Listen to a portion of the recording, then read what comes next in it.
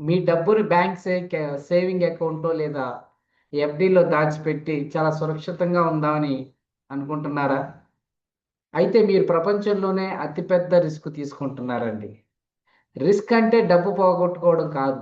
Risk అంటే మీ డబ్బు దాని విలువను కోల్పోవడం అంటారు. అంటే మనం చిన్నప్పటి నుంచి రిస్క్ వద్దని పెరుగుతాం. కానీ అదే మనల్ని పేదవాడిగా మార్చుతుందండి. 10 ఏళ్ల క్రితం రూ. 100కి వచ్చిన వస్తువులు ఈరోజు వస్తున్నాయా? లేదా? ఒకప్పుడు లీటర్ పాలు రూ. 20 ఉంటే ఈరోజు రూ. 60 దాటేసిందండి. అంటే మన ఖర్చుల విలువ 3 రెట్లు పడిపోయింది.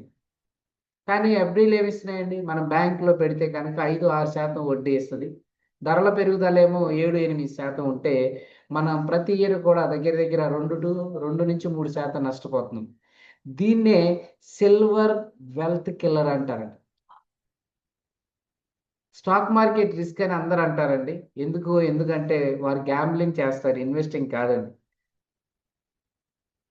ఎవరో చెప్పారని తెలియని స్టాక్స్‌ని కొనడం, ఇండెక్స్‌లో, ఈటీఎఫ్‌ల్లో పెట్టుబడి పెట్టడం. అంటే ఏంటంటే, దేశం అభివృద్ధి చెందుతుంది కాబట్టి నిఫ్టీ 50 కంపల్సరీ పెరుగుతుంది. ఇది రిస్క్ కాదండి. ఇది దేశంపై నమ్మకం. ఒక కంపెనీ మునిగిపోవచ్చు కానీ టాప్ 50 కంపెనీలు ఒకేసారి మునిగిపోవు. అంటే మీరు ఒక రూ. 1,00,000 20 ఏళ్ల పాటు ఒక బీరువాలో పెడితే అది లక్షగానే ఉంటుంది. కానీ అదే ఇండెక్స్‌లో అది ఉంటే 10, 15 లక్షల వరకు అయ్యే అవకాశం ఉంటదండి. మీరు నష్టపోతారు అని భయపడి తీసుకునే ప్రతి నిర్ణయం మీ భవిష్యత్తుకి కోట్ల రూపాయలు దూరం చేస్తుందండి. Not taking a risk is the biggest risk అండి.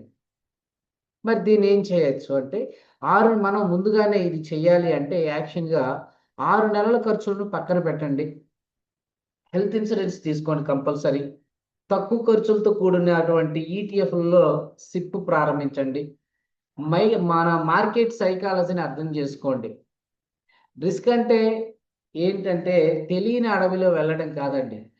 మ్యాప్ పట్టుకొని ప్రయాణించినప్పుడే మనకి క్లారిటీగా ఉంటది. మన మైండ్ సెట్‌ని మార్చుకోవాలి.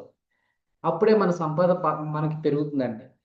మీరు తీసుకున్న అత్యంత రిస్కు కింద కామెంట్ రూపంలో తెలియజేయండి. అలానే నా ఈటీఎఫ్ ఫ్రీడమ్ ఫినిషర్ ప్రోగ్రామ్‌కి మీరు అటెండ్ అవ్వాలంటే కింద నేను వాట్సాప్ కమ్యూనిటీ ఇచ్చాను. దాంట్లో లాగిన్ అవ్వండి. అలానే ఈ వీడియో నచ్చితే కనుక కంపల్సరీ లైక్ చేయండి, షేర్